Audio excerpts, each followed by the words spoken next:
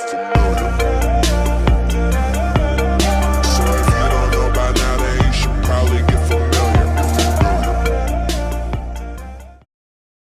सो hello students, कैसे हो सारे। Welcome back to our channel. तो हम पढ़ रहे थे ज्योग्राफी का चैप्टर नंबर 2। उसका लेक्चर 1 हमने कंप्लीट कर लिया था, ये उसका लेक्चर 2 है। तो अगर आपने लेक्चर 1 नहीं देखा तो यहाँ पे आई बटन में आपको देखने को मिल रहा होगा, तो एक बार ज़रूर देख लेना। हमने उसमें पढ़ा था, इंट्रोडक्शन देख लिया था, land use, conservation of land, soil, factor of soil formation, degradation of soil, conservation of soil. आज होपफुली ये कंप्लीट कर लेंगे चैप्टर। तो इसमें हम पढ़ेंगे water, problem of water availability, conservation of water resources, natural vegetation distribution, conservation, wild life conservation. तो सब में बेसिकली मैंने आपको बताया था कि एक ही चीज़ है, पहले हम देखते हैं उसको यूज़ कैसे कर सकते हैं और फिर उसको डिस्ट्रक्ट कैसे होते हैं वो चीज़ें, और कैसे उसका कंजर्व करना है। तो हम इस बार वाटर से शुरू करने वाले हैं। तो चलिए वाटर से देखते हैं। शुरू करते हैं। वाटर क्या है? एक इम्पॉर्टेंट एंड रिन्यूएबल रिसोर्सेज। ठीक है, तो मैंने बताया था कि इम्पॉर्टेंट है, रिसोर्सेज वाले चैप्टर में भी बताया था। जैसे कि हमें पता है कि हमारी जो अर्थ सरफेस है उसमें से 30% लैंड है और बाकी 70% आपका वाटर है। मतलब वाटर तो बहुत है। 3/4 of the earth is covered with water, therefore earth is called water planet. मतलब हमारा 70% जो अर्थ है वो वाटर से है, इसलिए हम इसको वाटर प्लैनेट भी बोलते हैं। हाँ, 70-30 है तो 3/4 तो हो गया। Ocean cover 2/3 of the surface whose water are not fit for human consumption. मतलब कि इस 70% में से जो 2/3 पार्ट है वो भी हमारा ले जाता है ओशन, जो कि हमारे लिए बिल्कुल फिट नहीं है ह्यूमन कंजम्पशन के लिए, क्योंकि वो खारा होता है, मतलब और बहुत सी चीज़ें होती हैं जिसके कारण वर्ष वो फिट नहीं है हमारे लिए। ठीक है, फिर उसमें से fresh water account for only about 2.7%, from which 70% occurs as ice glacier in Antarctica, Greenland, which are inaccessible. मतलब कि इन 70% से हमारा 2.7% पानी जो हम पी सकते हैं, उसमें से भी 70% पानी हमारा ऐसी जगहों पे है जैसे अंटार्कटिका हो गया या ग्रीनलैंड हो गया, जहाँ पे हम पहुँच नहीं सकते। इसका मतलब आप कुल मिला के बात ये बनी कि हमें only 1% of fresh water is available and fit for human use which is found in ground water. मतलब कि सिर्फ 1% पानी बनता है हमारी यूज़ के लिए, जो कि ग्राउंड वाटर में पाया जाता है। मतलब कि ग्राउंड के नीचे, जिसे हम as a ground water use करते हैं, मतलब एज अ ग्राउंड वाटर मिलता है। तो इसका कुल मिला के मतलब ये कंक्लूज़न हम ये कह सकते हैं कि बहुत कम है फ्रेश वाटर हमारे लिए, जो कि हम अब बहुत ज़्यादा वेस्ट कर देते हैं। ठीक है, fresh water is therefore most precious substance on the earth. बस 1% पानी है जो कि हमारे लिए फिट है, इसलिए हम उसको most precious substance on earth कहते हैं। ठीक है, it's abundance only seems to vary because it is in constant motion, cycling through ocean, air, land and back again. It is evaporation, precipitation and runoff. This is called water cycle. मतलब कि water cycle आपने पहले भी पढ़ा होगा छोटी classes में। इसमें क्या होता है कि मान लो कोई समुद्र है, यहाँ से पानी इवेपोरेट होगा, पहले इवेपोरेट हो गया, अब वो ऊपर क्लाउड बनेगा, अब क्लाउड बन के वो फिर होगा आपका प्रेसिपिटेट होने के बाद वो फिर नदियों में पानी आएगा और फिर वो समुद्र में जाके बह जाएगा। मतलब कि इट्स अबंडेंस मतलब लार्ज क्वांटिटी ऑफ समथिंग, मतलब किसी की भी क्वांटिटी को अबंडेंस बोलते हैं। अबंडेंस मतलब कि बहुत ज़्यादा क्वांटिटी में, मतलब इसकी वाटर की क्वांटिटी वेरी करती रहती है क्योंकि ये कांस्टेंट मोशन में होता है, क्योंकि आधा टाइम वो समुद्र में जाके एवेपोरेट हो रहा होता है, फिर वो प्रेसिपिटेट हो रहा होता है, फिर वो पानी से रन ऑफ होता है। ये साइकिलिंग चलती रहती है, जो आपने पहले भी पढ़ा है। फिर factor responsible for the shortage in supply of fresh water. अब कौन सा फैक्टर रिस्पॉन्सिबल है शॉर्टेज के लिए? तो पहला है इंक्रीजिंग पॉपुलेशन, मतलब इसका फिर डिमांड में भी इंक्रीज होगा। Rising demand for food and crops, demand बढ़ा, और फिर राइजिंग स्टैंडर्ड ऑफ लिविंग, मतलब कि स्टैंडर्ड ऑफ लिविंग क्या कह सकते हो आप? जैसे आप पहले बाल्टी से नहाते थे, मान लो 1 बाल्टी पानी से नहा लेते थे। 1 बाल्टी पानी का मतलब हुआ 25 लीटर। ठीक है, 25 लीटर से आप नहा लेते थे। मगर अब आजकल हम लोग यूज़ कर रहे हैं शावर यूज़ कर रहे हैं, उसमें लगभग 50 से 100 लीटर पानी हमेशा यूज़ हो जाता है, वेस्ट भी जाता है क्योंकि हमें इसकी ज़रूरत ही नहीं है। हम 25 लीटर पानी में आराम से नहा सकते हैं। अब फ्लश हो गया चाहे, अब जो फ्लश होता है वो 20 लीटर वाटर होता है, उसमें कम से कम हम मतलब वेस्ट करते हैं, फ्लश करते रहते हैं, तो 20 रोज़ लीटर ख़त्म होते जाते हैं। मान लो हम शावर से ना नहाए, बकेट से, अब मैं ये नहीं बोल रहा हूँ आपको कि फ्लश मत फ्लश करा करो, लेकिन मज़े मारने के लिए नहीं कि मज़े मार रहे हैं फ्लश करके, ये शावर ऑन कर दिया बैठ गया है बरसात के मज़े ले रहे हैं, ऐसा नहीं, ठीक है। This leads to either drying up of water resources और वाटर पोल्यूशन। जैसे आपने कई जगह देखा होगा कि नदियाँ सूख गई हैं, वो तब भरती हैं जब जाके पानी जब जैसे बरसात होती है तब जाके वो भरती हैं। तो इससे क्या होता है, वाटर रिसोर्सेज सूख जाते हैं या फिर वाटर पोल्यूशन होता है। वाटर पोल्यूशन कैसे हो गया आपका, जैसे आपने कुछ भी खाया फेंक दिया नदी में, जैसे इंडस्ट्रीज़ हो गई, उनके सारी केमिकल वेस्ट जाके नदी में, हमारे सारे सीवेज जाके नदी में बह रहे हो, जाके कहाँ जाएगा, समुद्र में जाएगा। वाटर शॉर्टेजेस में B result of variation in seasonal और एनुअल प्रेसिपिटेशन और कंटेमिनेशन ऑफ वाटर रिसोर्सेज।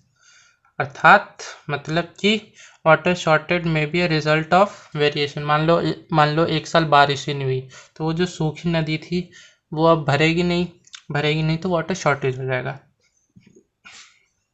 तो ऐसा कहाँ पे ज़्यादातर शॉर्टेज हम देखते हैं, मतलब कि मोस्ट अफ्रीका मतलब ज़्यादातर अफ्रीका में जितनी जगह हैं वहाँ पे, वेस्ट एशिया में, वेस्टर्न यूएसए में, मैक्सिको में, ऑस्ट्रेलिया में वाटर शॉर्टेज लगी रहती है। फिर आता है कंजर्वेशन ऑफ वाटर रिसोर्सेज, मतलब कि हम कंजर्व कैसे करें वाटर रिसोर्स को। डिस्चार्ज ऑफ अनट्रीटेड और partially treated sewage chemicals into water bodies, मतलब इन चीज़ों को रोकना पड़ेगा, ठीक है। जो मैंने बताया आपको कि अनट्रीटेड और पार्शली ट्रीटेड सीवेज केमिकल्स जो होते हैं वो वाटर बॉडीज में डिस्चार्ज ना हो, इन चीज़ों को मना करना पड़ेगा। फिर वाटर हार्वेस्टिंग करो आप लोग।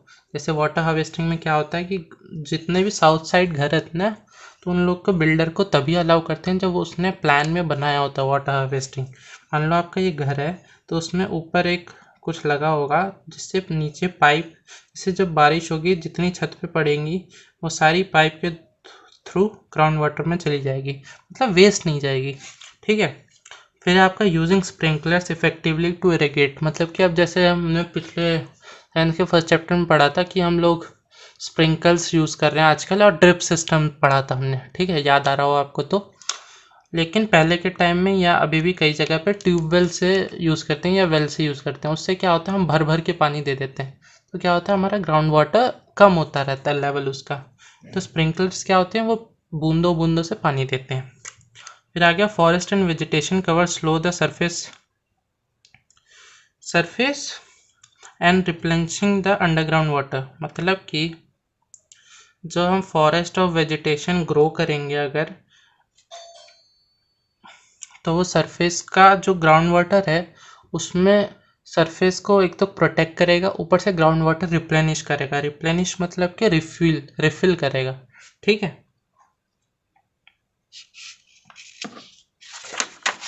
तो नेक्स्ट देखते हैं, अब आपका आता है natural vegetation and wild life. इसमें हमने क्या पढ़ते हैं, ये मतलब ये होते क्या है ये देख लेते हैं। The narrow zone of contact between lithosphere, hydrosphere and atmosphere where the natural vegetation and wild life exist called biosphere. ये आपका बायोस्फीयर अगर एग्जाम्पल पूछता है तो आप ये लिख के आओगे। इसमें क्या होता है कि the narrow zone contact between lithosphere मतलब outer layer of earth surface मान लो आप, ठीक है, मतलब ज़मीन मान लो। हाइड्रोस्फीयर मतलब कि जितने वाटर बॉडीज़ हैं, समुद्र नदी सब। एटमॉस्फेयर मतलब कि मान लो ये जो ब्लैंकेट ऑफ एयर जैसे हमने पढ़ा था, ठीक है। तो इसमें जितने भी नेचुरल वेजिटेशन और वाइल्ड लाइफ हैं एग्जिस्ट कॉल्ड बायोस्फीयर, मतलब कि इसमें जितने भी नेचुरल वेजिटेशन वाइल्ड लाइफ हैं ये सब इसके अंडर आते हैं, जिसे हम बायोस्फीयर बोलते हैं। अब एक टर्म है आपकी इकोसिस्टम, ये याद कर लेना, एग्जाम पॉइंट ऑफ व्यू से बहुत इंपॉर्टेंट है। Ecosystem is a network of interaction among organisms and between organisms and in their environment living in specific space, मतलब कि ये एक नेटवर्क ऑफ इंटरेक्शन है बिटवीन ऑर्गेनिज्म टू ऑर्गेनिज्म और organism to environment, मतलब कि ये नहीं कि वो बात करते हैं, इंटरैक्शन मतलब वो इसके साथ कैसे रहते हैं, इनसे मिलजुल के कैसे रहते हैं, वो कैसे इंटरैक्ट करते हैं। जैसे कि मान लो एक प्लांट है, उसको कोई बकरी खा रही है, अगर प्लांट नहीं होगा तो बकरी क्या खाएगी, तो ये इससे इंटरैक्ट कर रही है, ठीक है। अब उसी बकरी को कोई शेर खाता है, तो ये लोग इंटरैक्ट कर रहे हैं। अब देखते हैं benefits of plants and wild life. तो ये है आपके बेनिफिट्स ऑफ प्लांट्स और ये है benefits of wild life. Benefits of plants क्या है? Provide timber, give shelter to animals, produce oxygen, protect soils, act as belt, help in storage of groundwater or provide fruits, nuts, oil, gum, medicine. Provide timber मतलब वो would होते हैं जो हम carpentry या building में यूज़ करते हैं। शेल्टर टू एनिमल्स, तो आपको पता ही है, एनिमल को शेल्टर देने के लिए। ऑक्सीजन प्रोड्यूस करते हैं ट्रीज, और प्रोटेक्ट सॉइल प्रोटेक्ट करते हैं और रिप्लेनिश करते हैं ग्राउंड वाटर को। एक्ट एज शेल्टर बेल्ट हमने पढ़ा था, वो सॉइल को कैसे बचा सकते हैं, उसमें खेत के आजू बाजू पेड़ लगा देते हैं, ठीक है। फिर है आपका help in storage of ground water, ठीक है, वो तो करता ही है। वेजिटेशन करता है। तो प्रोवाइड फ्रूट्स, नट्स, तो ये तो आपको देता है, ये फ्रूट देता है आपको, नट्स देता है, ऑयल देता है, गम निकलता है, मेडिसिन देता है, पेपर बनते हैं। और फिर देखते हैं वाइल्ड लाइफ से क्या है। प्रोवाइड मिल्क देते हैं, मीट मिलता है, और वूल मिलता है, वूल भेड़ वगैरह से मिलता है। इंसेक्ट लाइक बीज प्रोवाइड हनी, मतलब बीज जो होती हैं वो हनी प्रोवाइड करती हैं। और helps in pollination of flower, ये शायद आपने पढ़ा होगा, जैसे एक फ्लावर होता है उसमें स्टिग्मा होता है, फिर ओव्यूल होता है, तो जो transfer of pollen grains to another flower which continues the process of fertilization, मतलब कि अगर आपको समझ आ रहा है तो ठीक है, वरना कोई बात नहीं। इसमें कि एक बीज होती है, मान लो उसने यहाँ से पोलन ग्रेन उठाया, वहाँ पे दूसरे फ्लावर पर डाल दिया, ठीक है। अब वो वहाँ से रिप्रोडक्शन के लिए उसके ग्रेन मतलब उसके ऊपर डाल दिए, तो उससे वो रिप्रोडक्शन के लिए चालू हो जाएगा, मतलब ऑल भी फ्लावर्स बनने लगेंगे। तो इससे क्या होगा कि एक वाइल्ड लाइफ इंसेक्ट से और प्लांट्स बनते रहेंगे, ठीक है, और प्लांट्स आते रहेंगे, जिसकी वजह से वो फिर उससे हनी बना सकते हैं, ठीक है। रोल एज डिकम्पोजर्स, जैसे माइक्रो ऑर्गेनिजम्स डिकम्पोजर्स की तरह रोल करते हैं।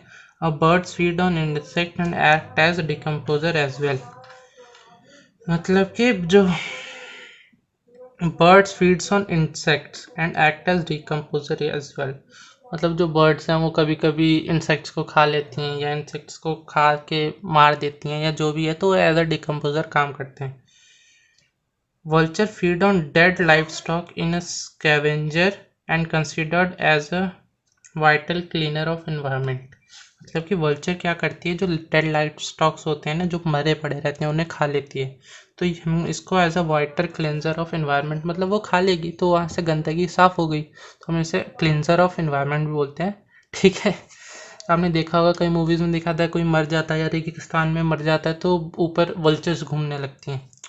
तो अब देख लेते हैं distribution of natural vegetation. The growth of the vegetation depends upon primarily on temperature and moisture, मतलब ज़्यादा मान लो ज़्यादा पे मॉइस्चर जहाँ पे है, ज़्यादा जहाँ बारिश हो रही है वहीं पे तो आपको पेड़ जंगल मिलेंगे,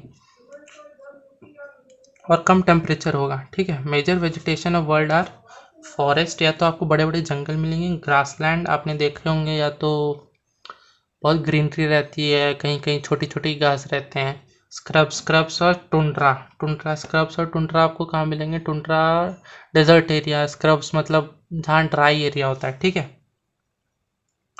इन areas of heavy rainfall huge trees में थ्राइव मतलब होता है डेवलप्ड वेल, मतलब जहाँ पे आपके हैवी रेनफॉल होते हैं वहाँ पे आपके जो ह्यूज ट्रीज होते हैं वो ज़्यादा अच्छे से डेवलप होते हैं। As a amount of moisture decreases the size of the density and size of tree and density reduces, मतलब कि जैसे जैसे अगर मॉइस्चर पानी कम होता जाएगा वैसे ही आपके ट्रीज, जैसे जहाँ बारिश होती है वहाँ पे ट्री लंबे लंबे होंगे और ज़्यादा होंगे, जहाँ पे कम बारिश होगी वहाँ पे ट्रीज छोटे छोटे होंगे और डेंसिटी कम होगी, मतलब मान लो एक इतना बड़ा एरिया है, यहाँ पे 10 पेड़ है, और एक इतना बड़ा सही एरिया है, यहाँ पे 10 पेड़ है, तो डेंसिटी किसकी ज़्यादा है? इसकी ज़्यादा है, क्योंकि यहाँ कम एरिया में ज़्यादा पेड़ है, यहाँ ज़्यादा एरिया में कम पेड़ है, ठीक है। होपफुली आपको समझ आ रहा होगा, एक साइंटिफिक टर्म है डेंसिटी, ठीक है।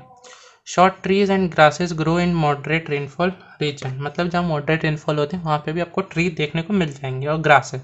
Thorny shrubs and scrubs grow in dry areas, मैंने बोला था स्क्रब्स और श्रब्स मतलब झाड़ कहीं आपको ड्राई एरिया में देखने को भी मिल जाएगा। फिर tundra vegetation of cold polar region comprise of mosses and lichens. Tundra क्या कैसे समझाऊँ मैं, जैसे कहीं सर्द जगह पे आप देखना, वो डिस्कवरी पे देखना कभी कोई जंगल वंगल में जाएगा वो, तो जो पेड़ होते हैं ना उसके ऊपर एक लेयर रहती है ऐसे ऐसे ग्रीन कलर की, कई जगह से ऐसे निकल भी रही होती है, स्क्रैम्बल्ड सी होती है, कई जगह से लकड़ियाँ निकल भी रही होती हैं, ऐसे छिलके निकल रहे होते हैं, तो जो ग्रीन ग्रीन सी लेयर बन जाती है ना उसे बोलते हैं मोसेस, और ये जो छिलका निकल रहा होता है उसे बोलते हैं लिचेंस। ठीक है, मैंने आपको समझाने के लिए बता दिया। ठीक है, factor responsible for extinction of natural resources, मतलब कि क्या क्या चीज़ें रिस्पॉन्सिबल हैं इनको ख़त्म करने के लिए। डिफॉरेस्टेशन बताया मैंने, सॉइल इरोजन बताया था पहले भी होता है, कंस्ट्रक्शनल एक्टिविटीज़ होती है, फॉरेस्ट फायर, कभी कभी जंगलों में आग लग जाती है गर्मियों की वजह से, जैसे कई बार सुना होगा आपने यूएसए में आग लग जाती है, स्पेन में आग लग जाती है।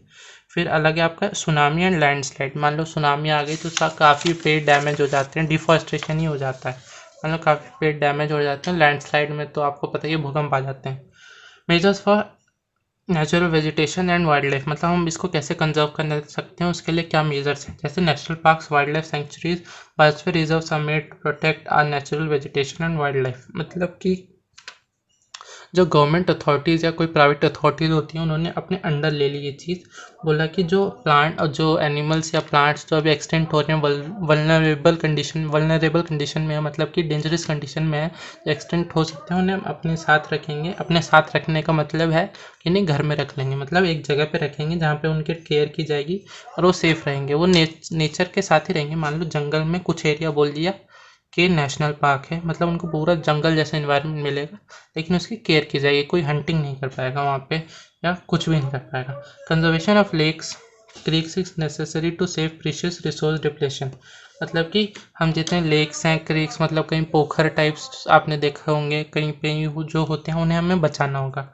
Awareness programs like forestry and Van Mahotsav should be encouraged, जितने अवेयरनेस प्रोग्राम्स हैं लोगों को पहुँचाना होगा बात की आप ये सब काम करो, क्योंकि ये सब हमारे लिए बहुत ज़रूरी हैं, ये सब नेचुरल रिसोर्सेज हमारे लिए बहुत ज़रूरी है, हम इसके बिना कुछ भी नहीं हैं, तो लोग जितना कम से कम वेस्ट करेंगे उतना हमारे लिए अच्छा है। School children should be encouraged, school childrens को भी बताना पड़ेगा क्योंकि वही हमारे आने वाली जनरेशन है। जैसे कि आपको ये चैप्टर मैं पढ़ा रहा हूँ तो मैं आपको बता रहा हूँ कि ये चीज़ें हमारे लिए इंपॉर्टेंट है, आप में से जो भी इसे याद रखेगा वो आगे चल के इसे चीज़ें वेस्ट नहीं करेगा। फिर killing in hunting of birds and animals should be band, मतलब कि hunting of animals and birds ban होनी चाहिए जिससे वाइल्ड लाइफ हमारी कंजर्व रहे। तो ठीक है, आपका चैप्टर यहीं पे ख़त्म होता है। हमने बहुत सारे ही टॉपिक्स कवर कर लिए, हमने लैंड देख लिया, सॉइल देख लिया, वाटर और नेचुरल वेजिटेशन और वाइल्ड लाइफ देख लिया, बहुत सारी डिटेल्स में पढ़ लिया। आप कोई भी चिंता मत करो, मैंने पूरी एनसीईआरटी पढ़ी है, एनसीईआरटी की एक एक चीज़ निकाल ली, बाहर से भी चीज़ें ढूंढी है, बाहर से भी चीज़ें पढ़ाता हूँ, ऐसा नहीं है कि खाली एनसीईआरटी की चीज़ें पढ़ाता हूँ। कभी ये भी मत सोचना कि मैं कंटेंट छोड़ देता हूँ, काफ़ी चीज़ें मैं सारी चीज़ें कवर कर लेता हूँ जो कि आपके एग्ज़ाम में आनी होती है और जो कि आपके मेन एनसीईआरटी में गिवन है। एक चीज़ बोली जाती है एनसीईआरटी इज़ अ बाइबल, मतलब कि एनसीईआरटी अगर आप पढ़ लेते हो तो मोस्ट ऑफ द थिंग्स आप कवर कर लेते हो, कुछ एक्स्ट्रा थिंग्स जो होती हैं वो मैं आपको बता देता हूँ। ठीक है, तो इसके नोट्स आपको मिल जाएंगे हमारे डिस्क्रिप्शन बॉक्स में, मेरी मानो तो खुद से नोट्स बनाओ। तो फिर अगर आपको क्वेश्चन सब भी चाहिए, वैसे मैंने पढ़े हैं तो इसके बहुत से ईजी से आसान से आपको मेरे नोट से जवाब मिल जाएंगे, मैं उसी को देखते हुए ही नोट्स बनाता हूँ। ठीक है, और फिर अगर आपको चाहिए तो मैं वीडियो बना दूँगा, कोई दिक्कत वाली बात नहीं है। तो ये चैप्टर भी ख़त्म करते हैं एक अच्छा सा थॉट पढ़ के, कि वो थॉट था कि the least we can do is speak out for those who cannot speak for themselves, मतलब कि कम से कम हम एक ऐसा काम कर सकते हैं कि उनके बिहाफ पे बोलें जो खुद अपने लिए नहीं बोल सकते, जैसे कि वाइल्ड लाइफ, एनिमल्स, पेड़ हो गए आपके, लैंड, सॉइल, नेचुरल रिसोर्सेज जितने हैं वो खुद के लिए नहीं बोलेंगे कि मेरे को कंजर्व करो, मेरे को बचाओ, लेकिन हम उसके लिए बोल सकते हैं the least we can do is speak out for those who cannot speak for themselves. तो इसी अच्छे से थॉट के साथ हम ये चैप्टर फिनिश करते हैं, मिलते हैं आपसे नेक्स्ट वीडियो में। हमने ज्योग्राफी के 2 चैप्टर कंप्लीट कर लिए, तो कंजर्व करिए रिसोर्सेज। मिलते हैं नेक्स्ट वीडियो में नए चैप्टर के साथ। Good luck, be safe, good bye.